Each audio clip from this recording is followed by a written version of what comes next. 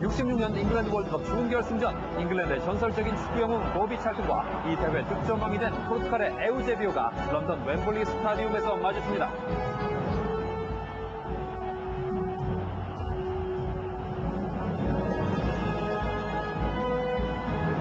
결과는 2대1 잉글랜드의 승리, 사상첫 월드컵 결승 진출이란 감격 앞에 잉글랜드 관중들은 수비내에 울었고 슬슬이 퇴장하는 에우제비오는 석양빛에 묻혀 눈물을 흘려야만 했습니다.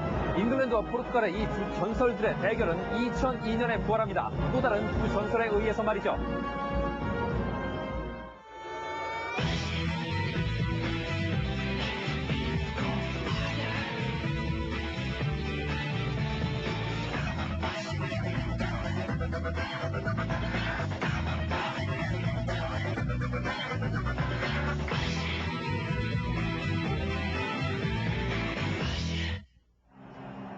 (2001년 10월 7일) 월드컵 유럽 지역 최종 예선 9조 마지막 경기, 본선 직행을 확정지으려던 잉글랜드는 약세 그리스를 만나 힘겨운 승부를 벌입니다.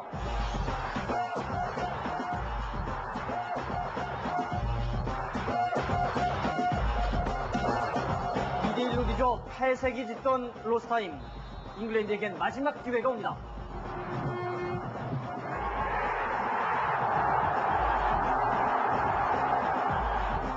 그렇습니다. 잉글랜드엔 바로 이 선수 데이빗 베컴이 있었습니다. 같은 날 포르투갈 벤피카 스타디움에서는 포르투갈과 에스토니아의 2조 예선 마지막 경기가 열립니다. 결과부터 말씀드리면 포르투갈의 5대0 완승. 포르투갈을 16년 만에 월드컵 본선에 올려놓은 이 골잔치는 바로 이 선수 루이스 피구의 발끝에서 시작해서 루이스 피구의 발끝에서 끝이 났죠. 공격적이고 빠르게 흐르는 현대 축구에서 승패는 십면장하게 달려있다고 해도 과언이 아닙니다. 세계적인 플레이메이커들에게 팬들의 관심이 쏠리는 것도 바로 그 이유일 텐데요. 부메랑 크로스의 경제적인 축구를 구사하는 데이비드 베컴. 불필요한 플레이라고는 전혀 없이 효과적으로 경기를 조율하는 지네딘 지단. 화려한 개인기와 돌파력, 스트라이커를 능가하는 골 결정력의 히바우드. 이들의 장점을 한데 버무린 선수가 있다면 저는 감히 루이스 피구라고 말하고 싶습니다. 한마디로 축구에서 완벽에 가까운 기술을 구사하는 선수라고 할 수 있죠. 양발을 자유자재로 사용하는 결란한 개인기. 수비들이 벌떼처럼 따라붙어도 가볍게 떨궈내는 드리블. 가볍게 공을 터치하며 상대 진영을 넘나드는 저 공간 침투력. 게다가 파워 넘치는 슈팅력에 어시스트는 또 어떻고요? 게다가 잘생기기까지 했죠? 어허, 잘생겼다. 얼굴하면 역시 데이빗 베컴이죠. 이 데이빗 베컴 얼굴 한번 보십시오. 같은 남자인 저도 정말 사랑하고 싶은 그런 얼굴입니다. 금발을 휘날리며 야생마처럼 달리는 그의 모습에 반하지 않을 여성, 과연 몇이나 되겠습니까? 하지만 그를 더 반하게 하는 건 바로 이 환상적인 골입니다. 킥의 정확성이 워낙 좋다 보니까 골 빈도가 높진 않지만 일단 한번 터졌다 하면 입이 쫙 벌어집니다.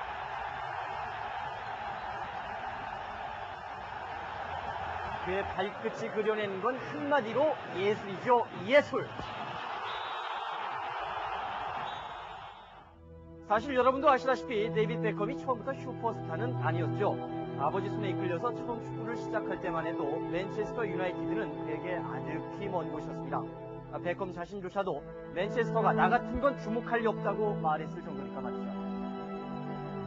그러던 그를 맨체스터에서 처음 보게 된 건 1993년, 이후 벤치 멤버를 거치면서 95, 96 시즌 드디어 7골을 터뜨리면서 기량을 인정받기 시작합니다.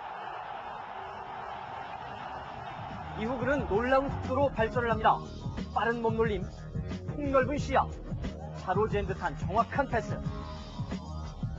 반대편으로 넘겨주는 크로스는 상대 수비수의 간담을 서늘하게 하기에 충분합니다.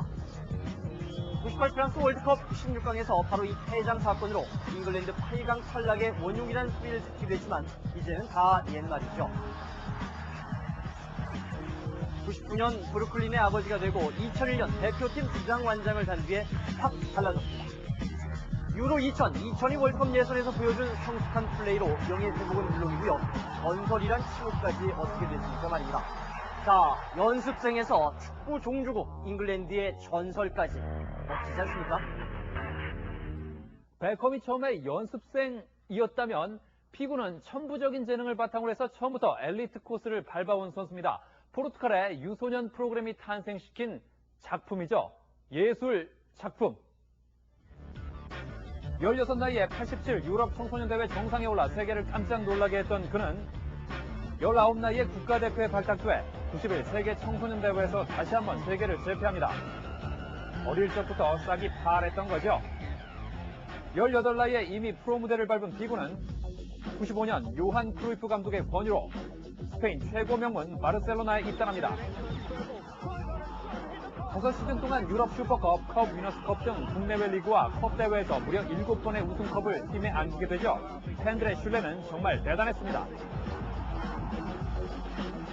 바르셀로나 서포터스의 이름이 피구였을 정도니까요.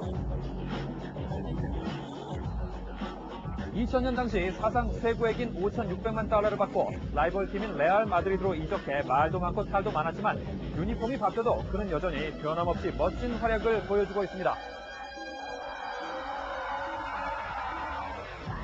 이적 첫해 레알 마드리드에 리그 우승컵을 안길 정도로 말입니다. 역시 세계 최고 몸값을 받을 만한 선수 아닙니까? 하지만 지단에게 1년 만에 최고 몸값 자리를 내준 것처럼 1년 뒤 또다시 베컴에게 밀려 그의 몸값은 중간급 정도로 떨어질지도 모를 일입니다. 맨체스터에서 주장 로이킨에게 팀 내 최고 연봉에서 밀리자 삭발을 했던 베컴 기억하십니까? 그가 드디어 올해 말로 자유계약 선수가 됩니다. 전문가들은 벌써부터 그가 받을 연봉을 계산하는데 정신이 없죠. 전성기를 맞고 있는 그를 잡기 위해 세계 최고의 갑부 클럽 맨체스터 유나이티드는 재정 상태가 허락하는 한 어떤 요구든 이뤄줄 게 틀림없습니다. 아마도 역사상 최초로 매주 20만 달러를 받는 선수가 탄생하진 않을까요? 주당 20만 달러도 좋고 갑부 클럽 맨체스터 다 좋습니다.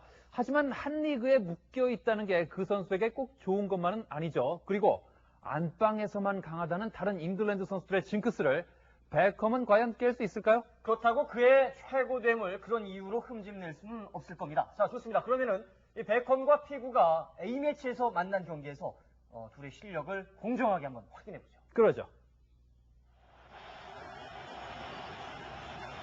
유로 2000 A조 예선 잉글랜드와 포르투갈이 첫 대결을 벌인 네덜란드 아인트호벤. 베컴의 정확한 센터링이 선제골을 부릅니다.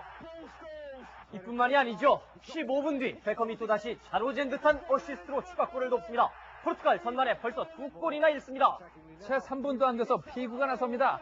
이야, 이 피구의 지능적인 플레이로 결국 포르투갈이 3대2 역전승을 거두는 것 보세요. 잉글랜드가 결국 경기선 졌습니다만 이 베컴의 자로잰 듯한 크로스 그리고 경기 중엔 전혀 불필요한 동작이 없습니다. 이 플레이 정말 놀랍지 않습니까? 자, 알았습니다. 둘의 대결 이쯤에서 무승부로 해두죠. 그렇습니다. 원래 애초에 불가능한 이 비교가 불가능한 일일지도 모를 일이었습니다.